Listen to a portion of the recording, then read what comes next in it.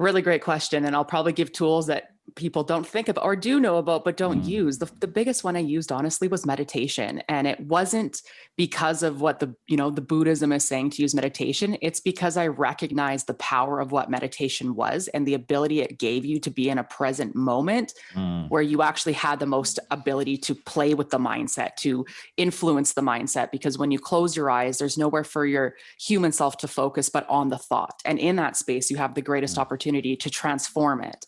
And that was the biggest tool. And I don't just do, think of 5-minute meditations. I do visualization meditations. I go into childhood healing. I go into silent meditation. So I leverage every style of meditation that's proposed on the human level to navigate those experiences in whatever way it is. Say if I was struggling to do outreach as an entrepreneur at the beginning, you've got to move through that worthiness. I would visualize myself doing outreach in a meditative state. And that would eventually reprogram my feedback loop to become easier to do meditation because I was seeing myself doing it in a successful way, not physically present. Welcome to Authentic Conversations with Ryan James Miller. Join Ryan as he speaks with top business leaders and influencers, and hear how they've mastered the art of authenticity to achieve all that they dreamed of. As you hear from these leaders, seek not only to be inspired by their authenticity, but to strive for and master your own. What up, everybody? Welcome to another episode of Authentic Conversations. I'm excited today because I am sharing some time with a fellow West Coaster, but not quite the West Coast that you may be thinking when you hear me say West Coast, because she is up in Canada, which I'm a huge fan of. I did a quick stint in Canada, and by quick stint, I mean probably about 3.5 hours one night a long time ago. But great country, great people. I actually have quite a few friends that live up in that area. And so I'm excited to have Danielle Grant on the podcast today. She is the CEO and founder of Your Mindset Mentor. We were connected on LinkedIn, which I know you hear is a redundant theme for me. I meet so many people through there. She was recommended to me as through somebody else, as somebody that I had to have on the podcast. We had a quick chat. And I said, yeah, you're right. I absolutely need to have her on the podcast. So what's up, fellow West Coaster? What's up, Ryan? How are you? I'm good. I figure at some point I'm going to get lots of A's today, huh? Oh, probably. Everyone says that. Maybe some boots and some toques too. Oh, I love it. It's really funny, actually. So my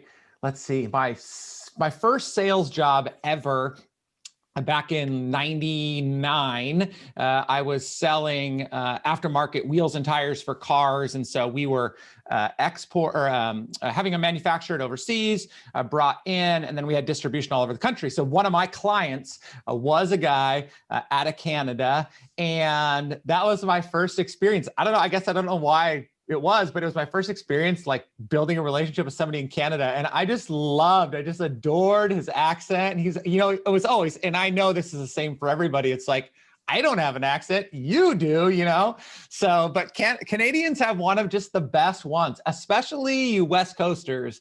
There's just something so cool about it. So you're already off to a really good start with me.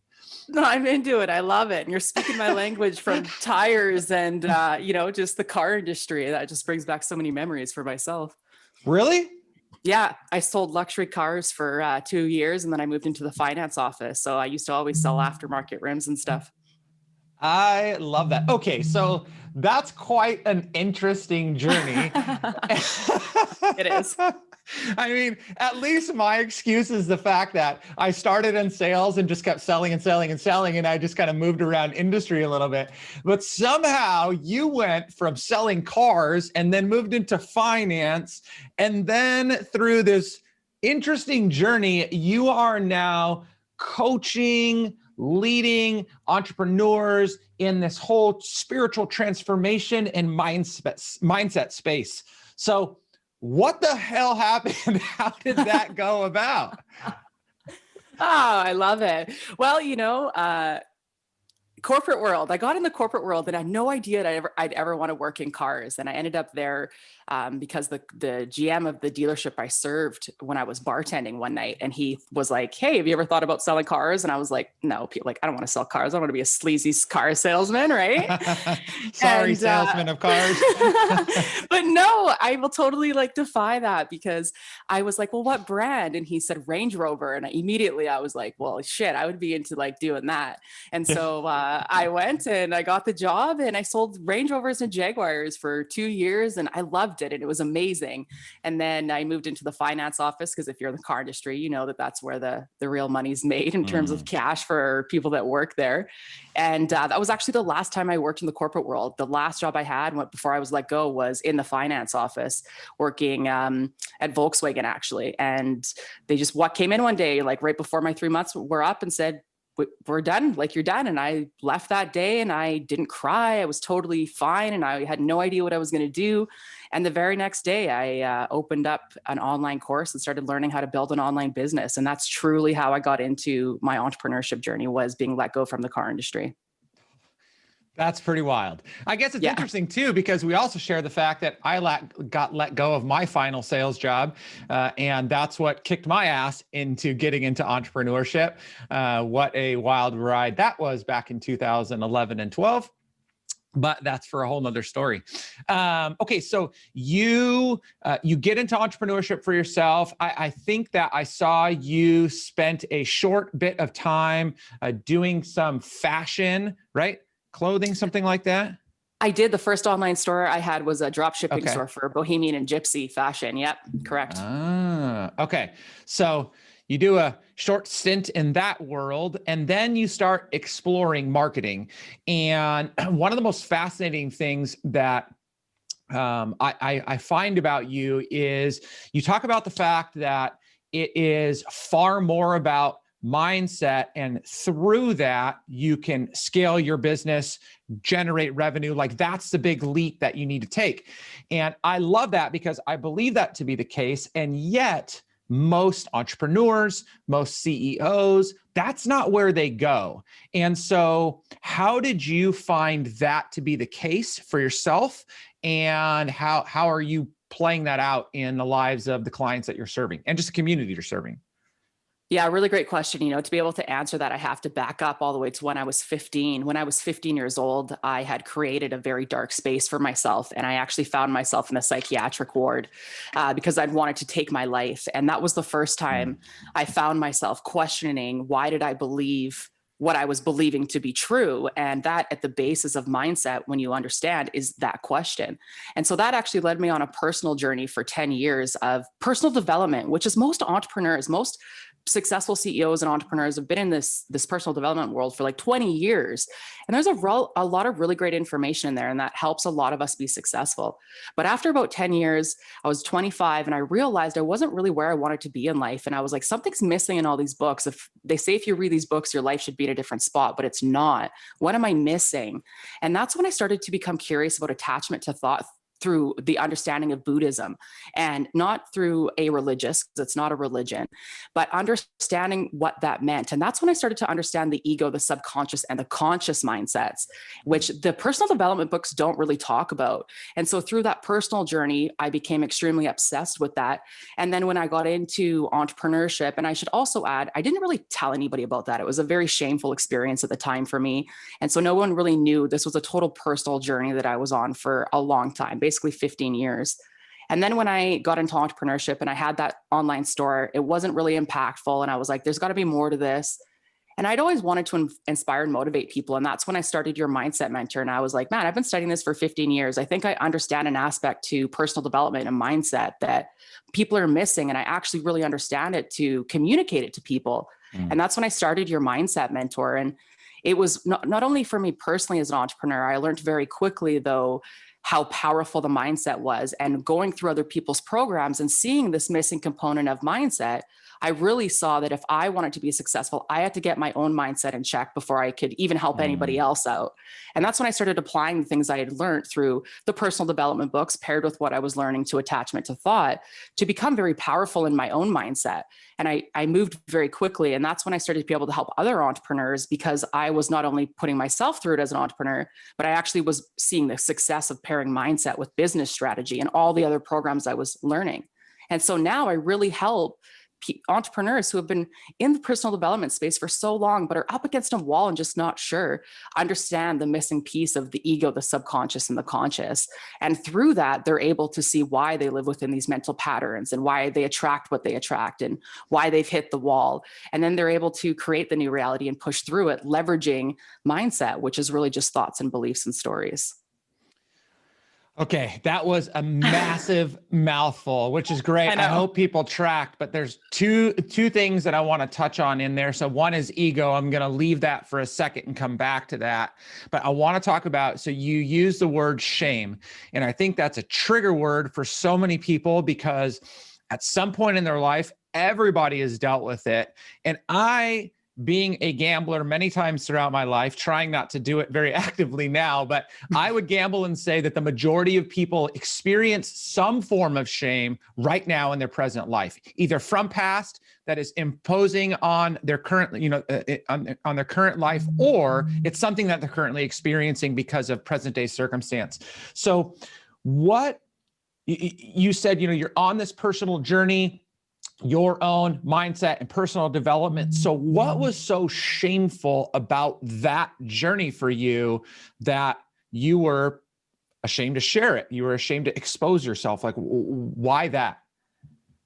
It's a really great question. And it's a really good question, because the reason why I'd created so much shame around that was because the way those close to me were experiencing the experience themselves. And what I mean by that is, my mom was the one that brought me to the hospital to check me in there. And she was so embarrassed that I was the only child out of the friend group that was going through this, that she didn't want to share it with anybody. And so because of that behavior, there's no shame on her or resentment towards her. That's how she was dealing with it. But because of that, I projected that onto myself, that I should also feel that way. And so we became, not a lot of people in our family knew about it because of that reason. And so I felt like no one should know about it. And so when we look at why people are like that, it's because we're afraid of what other people are going to think about us, most often because we think other people aren't having those same experiences as us. So that's really the root of why I was so afraid to share it with people, because someone I cared about was making me feel like I shouldn't be okay with sharing it. That's so, yeah. I mean, I think that that is such a difficult spot to be in, because, we don't want to impose those things on other people. Like, as a parent to my kids, like, I don't want to be ashamed of them. I don't want them to feel like I'm ashamed of them. And yet I can understand that from a societal perspective, from a cultural perspective, when you are not in the flow and normalcy of whatever's going on around you, that can definitely become a challenge to deal with. So curiously, like, how did you see your mom through that? I mean, you said like you understood, but did that strain that relationship, or do you feel like it helped it in the long run? Like, what did that do? At the time, I didn't understand it. And that's why for a long time, I didn't become vocal about it, because I wasn't of that understanding. But again, when I understood the attachment to thought, I saw where she was coming from. And that's what allowed me to see that what the actual experience was. But in terms of our relationship, yeah, it put a strain on us. And for a long time, we didn't really have the relationship we could have had. Because I felt like there was also many things in my life that I was doing that were out of the norm, like you just said, society. And she was, again, afraid to tell people about what I was doing in life because it didn't seem normal, or like what all of her friends were doing. And so, yeah, it did strain our relationship. But I just want to share, she did the best that she could do with what she knew. Yeah. Yeah. Okay. So that is a key. And I picked up on when you said it earlier. I think, again, that's so important for us, both in the way that other people treat us through circumstances like that, but even in ourselves, right? Like, we we're only equipped with certain things, and we absolutely want to be real about the fact that, if we've made a mistake, if we put ourselves into a bad position, or somebody else has done that, to call a spade and be willing to hit that head on and figure out a way to deal with it and move on. But I think too often we don't give ourselves, I use this word a lot, like we don't give ourselves the grace in the moment, or the other people the grace in the moment, to understand that everything around us that has influenced us to that point is what causes us to do the things that we do. And again, too often people bail out on that and use that as an excuse to do bad. And that's out. But for so many of the normal things that we deal with every day, that's so important. So I hope people hear that. And I hope people can hear that again. It's like, we have to understand that circumstances create the environment that we're in, even when it's with other people. Okay, so you go on this journey. The other thing that you talked about as you were sharing 5-10 minutes ago, you talked about ego. That is probably one of the greatest barriers to progress that anybody can have in life. Ryan Holiday's The Ego of the Enemy, I believe, is one of the most fantastic books on the subject. It's interesting too, because, you speak about having a Buddhist influence. Ryan is a Stoic philosopher. I'm a Christian, and yet across all three of those kind of planes, we all see that very similarly in this idea of what the ego is and what it prevents us from doing. So as that began to present itself to you, what were some of the tools that you used to overcome your own ego to continue to step into that process? Because that included you getting let go. So that just had to be a dent to the ego. Then you jumped into this business that, probably you thought was going to go great. You really weren't feeling it. So that had to be another kind of dent to the ego. And then you jump into entrepreneurship completely. And that's like the worst dent to the ego for most people. So what were the tools that you were using to get through that? Really great question. And I'll probably give tools that people don't think about or do know about, but don't use. The biggest one I used, honestly, was meditation. And it wasn't because of what the Buddhism is saying to use meditation. It's because I recognized the power of what meditation was and the ability it gave you to be in a present moment where you actually had the most ability to play with the mindset, to influence the mindset. Because when you close your eyes, there's nowhere for your human self to focus but on the thought. And in that space, you have the greatest opportunity to transform it. And that was the biggest tool. And I don't just do, think of 5-minute meditations. I do visualization meditations. I go into childhood healing. I go into silent meditation. So I leverage every style of meditation that's proposed on the human level to navigate those experiences in whatever way it is. Say if I was struggling to do outreach as an entrepreneur at the beginning, you've got to move through that worthiness. I would visualize myself doing outreach in a meditative state. And that would eventually reprogram my feedback loop to become easier to do meditation because I was seeing myself doing it in a successful way, not physically present. So that was the first one I used, and I still use to this day. It's a big foundation of my business and what I use with my clients. But the second one is pen to paper. I know you'll remember the second one later. So I have to ask you. So on this idea of meditation, so to some people that's comfortable, but for the most part, that's either a little bit awkward or extremely foreign. So you said that you use this as a tool in your business with the people that you work with today. So how do they receive that? I mean, they engage you, and obviously they must know about you and they understand your background. They've read up on you, so they kind of get your approach. But you're like, okay, so you want to go from $10,000 to $100,000 a month in your business. So we're going to talk about meditation and visualization. And most of those people, they've got to at least be thinking in their head, what the F is she talking about? I need to know steps 1 through 10 to generate more revenue. And you're like, shh, be quiet. We're going to visualize this. The most resistance I get from clients is on the meditation or on the second thing I was going to say too. Immediately, it's like, you want me to do what? And I'm like, listen, let me explain to you why. So yes, but to that, the biggest thing I tell people, and this is what I learned studying with Buddhist monks, is our societal perception of meditation is extremely distorted. What we think meditation is that you sit down, you close your eyes, and it's supposed to be silent. And so people don't understand the value in meditation because they think that they have to sit down and be silent. And how does that correlate to business? But that's actually has nothing to do with it. And we're never supposed to start in meditation with a silent mind. It's an ever ending journey of enlightenment if you so desire. So once you move through that barrier of explaining right away, meditation is not about sitting in silence, it offers the opportunity for the mindset to actually become curious about, oh, well, what else is there to meditation then? Because I do hear so much good about it. What else could you show me about it? And that's when the conversation opens up to, let me show you what's really going on in meditation from a frequency, a vibration standpoint, and how that impacts you wanting to go from the $10,000 to the $100,000 months. And once you move through that barrier, it becomes a lot easier for people to see why they're doing it. Yeah, that's fantastic. I mean, I know for me, again, even as a Christian, there are references to meditating on, but it's fairly foreign. And what was a big breakthrough for me was I read, again, just a note, I guess, to Ryan Holiday all throughout this, but he wrote a book last year called Stillness is the Key. And he talks about the stillness of the mind. Total foreign subject to me. I mean, I'm like a go, go, go person. The thought of being in silence and solitude is like my purgatory.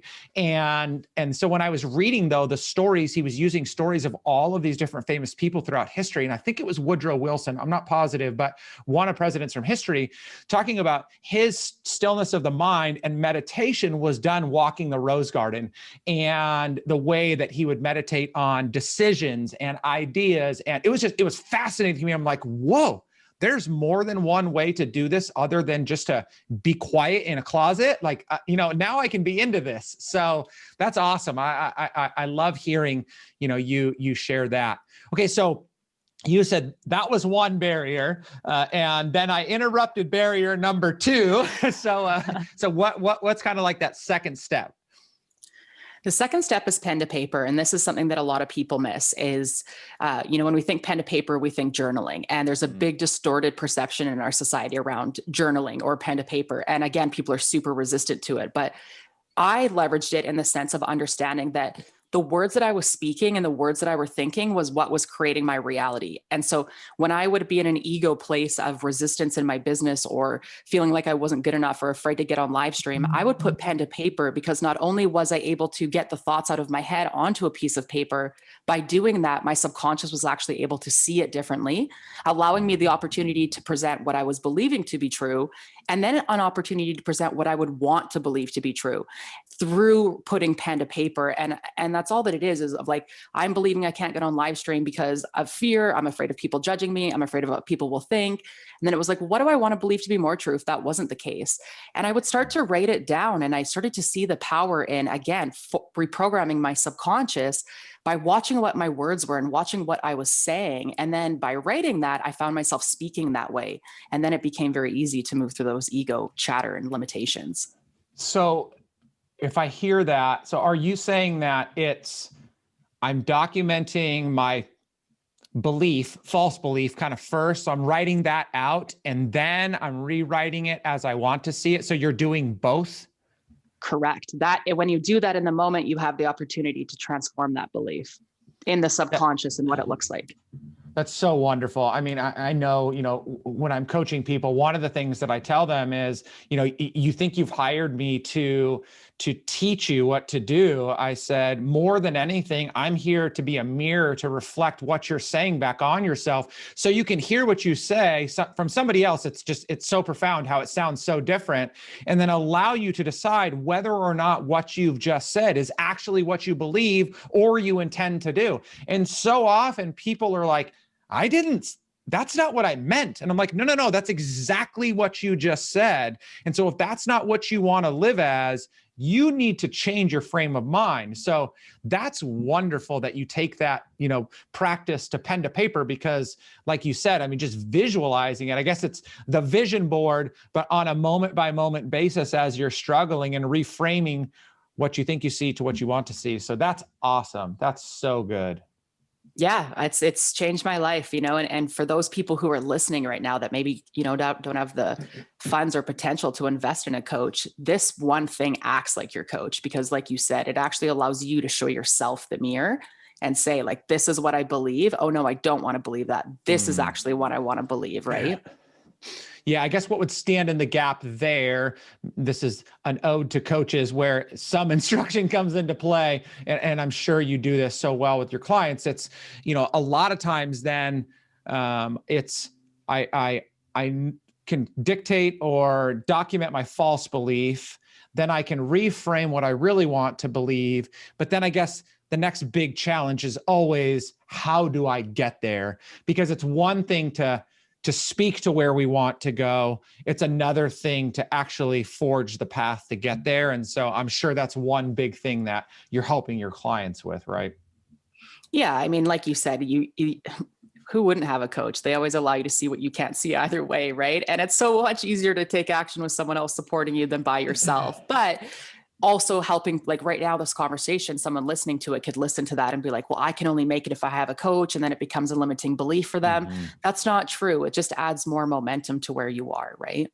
Yeah. That's fantastic. I'm so glad you said that. I mean, I think that, there is acceleration in adopting other things that are going to help us get where we want to go faster, but that doesn't mean you need. And I think that too often today, this is why I shit on a lot of very prominent coaches and speakers and motivational people today. I try not to do that publicly that much because I don't want to be that person, but too many people, right? Too many people, and the ad is always, look at me and where I've gotten to, do what I've done, and you can get here too.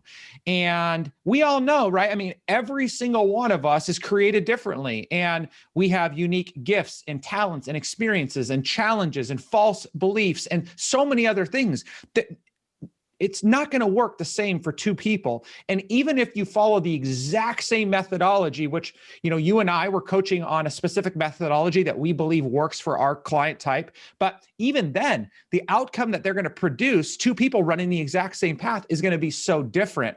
So when so many of these prominent people portray this massive lie, which is do what I've done, get to where I am, and that get to where I am is almost always fancy car, big house, billions of dollars in money, it's just so garbage. And actually, talk about a way to ruin people. I mean, I say it all the time, like that creates more shame, more false belief, more struggle, more demotivation. Like that puts people into dark pits like I have never seen before. And I'm like, how did you get there? Well, I went to this event and I tried to do it and it didn't work. And so now I'm worse off than I started. Like, it's just so bad. It's so bad. I feel you, man. I'm super passionate about the same thing as you. But I think that's also the whole conversation of mindset. Like, yeah, let's sell a program. Here I am, want to get to where I am, follow my cookie cutter blueprint. But the cookie cutter blueprint forgets about every individual's limiting beliefs and childhood experiences and self-sabotaging behaviors. So you want to train them on a cookie cutter thing, but they can't even get the cookie cutter because they're in their own goddamn way because their mindset's holding them back. So how can we sell them that? And then now we're in this marketing thing where everyone's in a perpetual cycle of buying everyone's shit. Well, the thing that will actually help you be successful in any of those is you getting out of your own way. But that's the mindset part that's not being sold to people. Yeah. Well, and even too, as we talk about this, I've been really hesitant more so lately than before to use the word mindset, only because it's become the newest bastardized term, right? Like, get the growth mindset, have a mindset of grit, mindset, just do the mindset thing and it's going to all work. But I think what you say, what is so important is most of the mindset that's being taught again is here's the mindset you need in order to, whereas what you're saying is until you go back and deal with every bit of shit that's piled on you to this moment, no matter what you add to it, it's still going to be a pile of shit behind you and you're going to have to deal with it at some point. Yeah, absolutely. And a lot of people hear that right now and are like, right away, their ego's like, it sounds like way too much work. It's intense. Like, I don't want to do the emotional inner work, the shadow work. I'm not into it. But what people have to understand and hear is it's a lot easier than you're making it out to be. And all your shit's connected. So once you start rocking and rolling in one, you start rocking and rolling through all of your mindsets. And there doesn't need to be this idea that it's hard and difficult. You just need to find the right way to do it. And what you just said about mindset being such a broad term now, I actually don't even like to call myself myself a mindset coach. I'm a vibration and frequency coach, because your beliefs, thoughts, and stories are the vibration and frequency that you hold to be true that actually attracts your reality and creates your reality. And so that's what mindset really is. And part of that comes from this idea of Carol Dweck, who says mindset is growth and fixed mindset. It's not. Mindset is about the understanding of where you're emotionally attached and how to detach from that state, allowing a neutral space, which allows you to actually move forward in your mindset. Well, as much as I like Carol Dweck and mindset, I think you just kind of shattered her definition in a really good way. Take that, Carol. I can only do that because I'm about to put a post out in a couple hours exactly on that topic. That's why I just rolled that out. Yeah. Oh, that's so awesome. I think I could rant like this for way too long. And I hope people are enjoying it, because if not, oh, well, whatever. Okay. So there's something else. It's going to be connected to this, but I'm just so intrigued to hear your experience of living with Buddhist monks. I mean, that just sounds like such a wild journey to me. So maybe a little bit about how you got in there, but more so, what was that like? Well, so here you go. First of all, I didn't live with them. And here's the crazy part about this story. And this is what people will be so shocked by. I first found out about the whole Buddhist culture, not first found out, but really got into it when I went to Thailand on a trip with some friends, and I became like really drawn to it. So then I came back to Canada, and like, you wouldn't think we have Buddhist monks here, right? Like, that's not something that we really have here, but we do. And so what I did is I came home and I was like, how do I find a temple or something that I can go engage with these monks with and learn from them? And they're, like I said, we don't really have that up here. So I ended up finding this like meetup group of a group of 8 Buddhist monks that were from Sri Lanka, that were in a normal house, everyday normal house, that were living there. And every Friday you could go and be mentored by them. And I was like, oh my God. And so that's actually how I got into it. And every Friday I would go and I would understand more about it, and I'd have the opportunity to learn from them and meditate. But it was such, again, a different mindset of what we would think that would look like. It was in a regular house in Canada with monks from Sri Lanka. And so I did that for 6 months every Friday with them. And then I started getting more of the texts and the books. And then I became obsessed with really diving into that deeper. But it was the most amazing thing. And what's crazy is it would be the most defying experience in a regular house. But the minute you walk through that door, it was like you were transported into this like most serene, peaceful, calm place. So it was just the most amazing thing. Yeah. I mean, I totally pictured like, I know, this house in the middle of the jungle, but it's really more of like a hut, or maybe like you had to walk like deep down into this cave. So I'm not, no, I'm just kidding. But I think what's so cool about that, again, you know, we all have these experiences that kind of break the rhythm of what we assume things to be. And what I love about that is the obvious story would have been, right? I traveled over to this country and I'm out in the middle of the jungle, which was dope, right? That would have been so cool. But the fact that like in British Columbia, you found this place on Meetup of all places that you could go and learn and grow. And so again, I feel like this is such a common theme or thread, which is you desired something, you really put that out there and intended to do it. Something was brought to your attention, literally brought to you, and you were able to create that journey for yourself without having to travel, you know, tens of thousands of miles away or whatever to do that. So that's pretty awesome. Yeah, thanks. Yeah, I know. It's such, again, though, just like our mindsets believe one thing to be true. And if it's not that way, it can't be. And we have to break that mold for ourselves. Yeah. Okay. So you are hustling up a storm now. I mean, that is just like the entrepreneurial life. But I'm interested, apart from the business outcomes, like what is day-to-day practice for you so you don't fall back into the trap? Because again, I think too many people would think that, well, now Danielle's got it together and it's all dialed in. And I'm sure you have the good rhythms together, but what is that day-to-day experience that prevents you from getting back into that dark hole of shame, or back to the child or the, failing again, or gosh, I mean, even to the place you were mentally where, at one point you thought you wanted to take your life?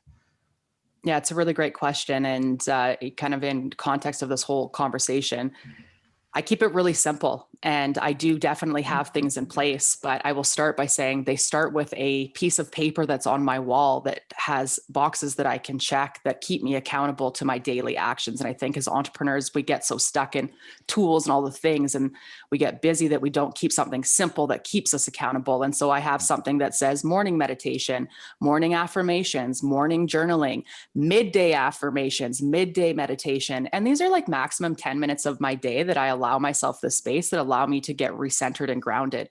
But this morning, I listened to a meditation that allowed me to feel like I was infinite potential. I read some affirmations that I created about the work that I'm working on right now and the clients that I'm wanting to attract. And by doing these simple things, they allow my mindset to go to a place that isn't my business. And when I do that, I'm filling up this cup of your soul. And when you fill up your cup of your soul, you become much more productive as an entrepreneur.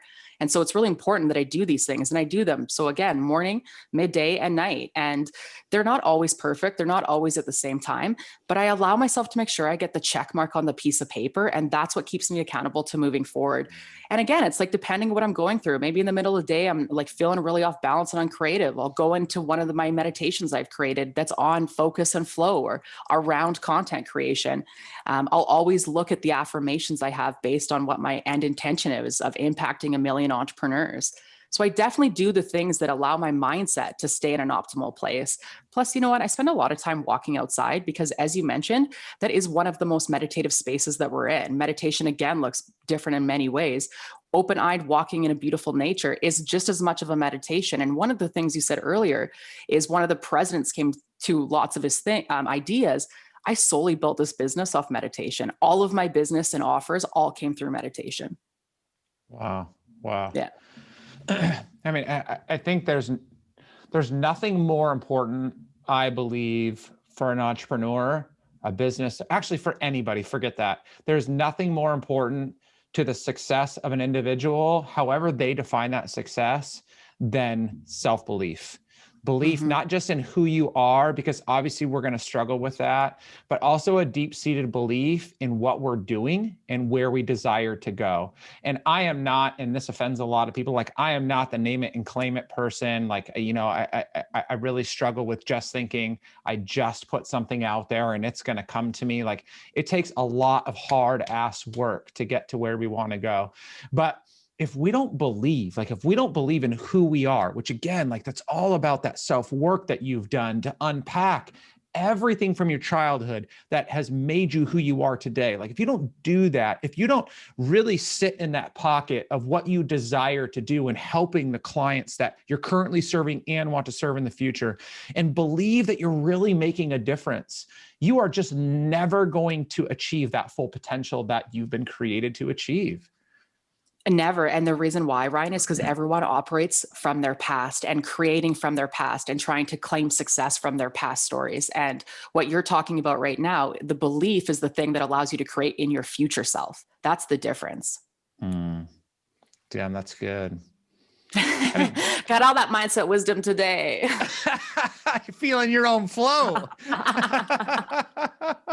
You should see me coach myself, man. When I'm like, what would you say to a client right now? Like, get your shit together, Danielle. Yeah, it's pretty hardcore. I think that's pretty good. I think that for me, I'm a very black and white person when I treat myself. I used to treat other people that way too. And I learned really hard that it doesn't work for most people. Like I need to be told like it is, cut it to me straight and let me just suck it up and deal with it. That doesn't mean I'm not going to, struggle with, what's been said or have to take a few days before I can step back into something that I've failed or struggled in.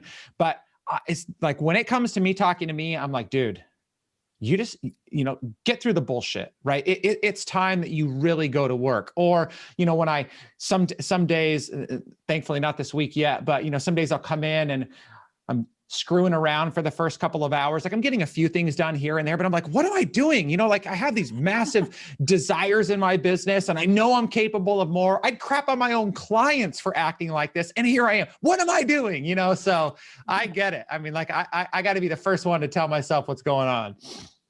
Yeah, totally. I am definitely the coach of no bullshit. Every one of my clients is like, the best thing you do for me is tell me how it is. I'm like, yeah.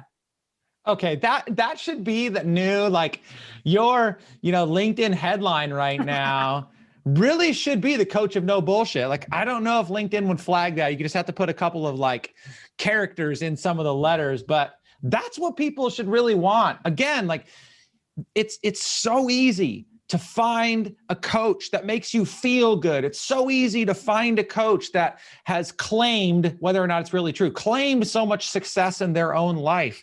But I think that what we all need, and we definitely need to align to personality, to values.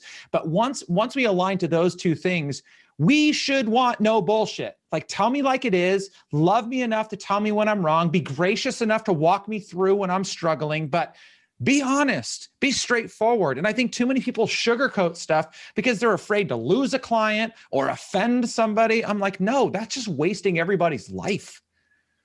Yeah, I don't have time to waste people's lives. And that was, something I learned being in my position, was having to allow people to bite back at that and be mad at the truth, because they don't like to hear the truth. But I know when I got them in that space that they're biting back, I'm making a difference because they're not getting the fluff. They're actually in the transformation there. Yeah, that's good. Yeah, one of my favorite things with my own clients is is when they tell me something and then later on, tell me something that they want to be or that they want to do, and then we'll talk a week or two later, and I'm like, so hey, how did da go? Oh, I didn't get to. I'm like, hold on a minute. You told me that you wanted to achieve, or that.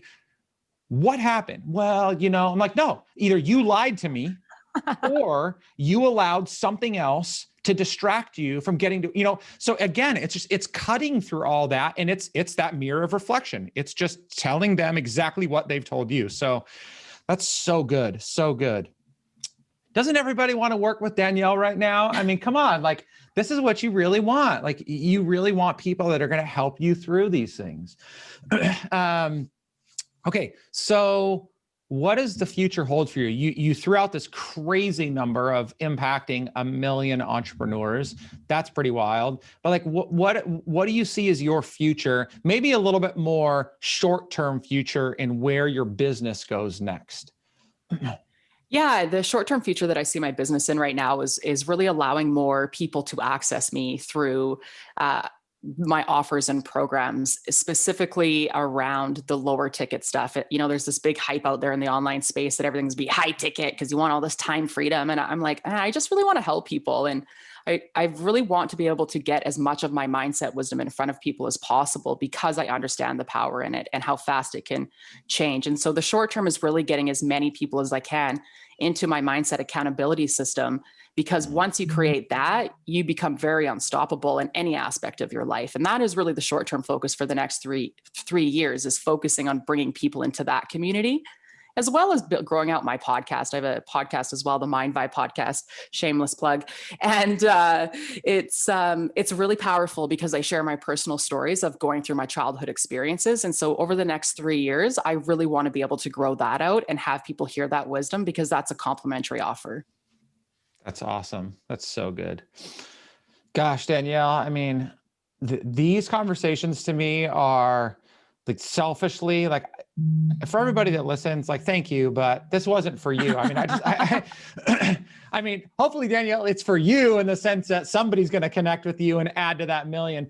But it's so wonderful for me. It's so refreshing. It's so fulfilling for me to hear, again, like philosophically, you and I are going to see things a little bit differently, right? Like there's just some foundational differences, and yet the desire is very similar, and how we're trying to help people getting from A to Z. There's a lot of similarities there. And what I love so much is you are just such a real human being. And, again, like we connect with people online, you present yourself so well on social media. That's very easy to do, right? Anybody can put a polished profile and content, and you doctor yourself up really well when you go to record video or you write things and you edit it 17 times and everything just looks so put together. But what I love the fact is you are you. And I can see, like, this is why I love video, is like you are just so passionate about what you're sharing. I can tell that there's just so much vulnerability and honesty in how you share what you're sharing. So this was awesome. Like, I'm so thankful that we got connected through LinkedIn and we were able to have this conversation. And I guess I will say, I hope a lot of people hear it and get value out of it too. No, I appreciate it so much, Ryan. I was so honored to hear someone even nominate me. And this has been such a great conversation. I've never really shared it in this aspect before. So I'm grateful for this opportunity. Thank you. Yeah. No, that's great.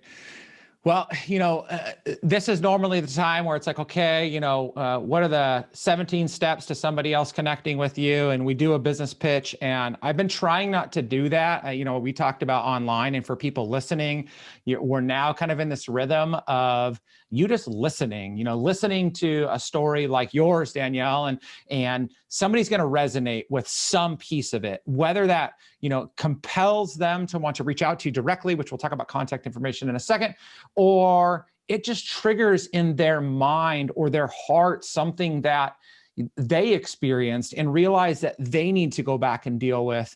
And so hopefully, our conversation has given them some light to that. And then even some of those very, simple, though I know complex when you're working on them, tools that you talked about can be so beneficial to people. So, thank you so much. This has just been wonderful. And I'm confident that people are going to be impacted by today. Yeah, I agree. I think this was a very impactful conversation. Thank you for allowing the container and space. Yeah, absolutely. Okay, so what are the good ways that people can connect with you if they feel like, I just want to know her more, or maybe they want to engage with you? What are the best ways to do that? Honestly, the best thing I would say to people is check out my podcast first, because you're going to get a really good understanding of who I am and the kind of things that I'm talking about. And then hit me up on LinkedIn. I could send you to every other platform, but honestly, I only give a shit about LinkedIn. So come on, hang out with me on LinkedIn. I am the real deal. I don't edit my shit 17 times. Like, I show up how it is. I share my truth, and I would love to connect with you guys over there and say hi, like reach out. I'm a real human. Not enough people actually are like, hey, I heard you on this podcast. But when you do, it typically ends up in a beautiful conversation, and it's not a sales pitch. So I encourage people to reach out. Yeah, that's good. Okay, so the podcast is Mindset Mentor, correct? No, that's Rob Dial. The Mind Vibe podcast. The Mind Vibe. Sorry, yep. Mind Vibe. All good. Edit that out. I'm not going to cut it out, but just, you didn't hear that. So the Mind Vibe podcast, that's definitely something that you want to check out. We'll link that in the show notes. I'll also link contact information or a link to Danielle's LinkedIn profile, so you can contact her there if you have any questions. If you got anything for me, you know where to find me. Again, this was just another wonderful opportunity for us to share a story very authentically about how somebody steps through the journey of life and gets to the place that they do, which is hopefully a place of fulfillment, of joy. If you're watching on video, you can see a lot of that in Danielle's face today. So hope you really liked it. As often as I say, or as often as I can remember to say, be you, be happy, be authentic. Thanks, guys. Talk to you soon. Thank you for listening to Authentic Conversations with Ryan James Miller. If you found value in today's episode, please subscribe on your favorite podcasting platform and share it with others. To connect with Ryan and learn more, visit ryanjamesmiller.com.